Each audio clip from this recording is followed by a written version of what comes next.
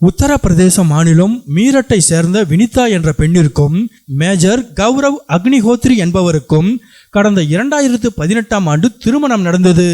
ஆனால் அந்த 7 ஆண்டுகால வாழ்க்கை அவருக்கு மகிழ்ச்சியை தரவில்லை.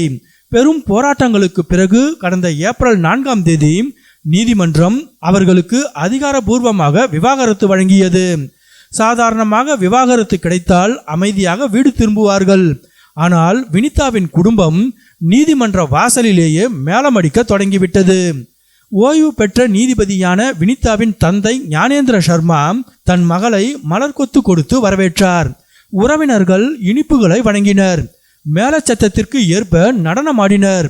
அங்கிருந்தவர்கள் பலரும் ஐ லவ் மை டாட்டர் என்ற வாசகம் அச்சிடப்பட்ட டி ஷர்ட்டுகளை அணிந்திருந்தனர்.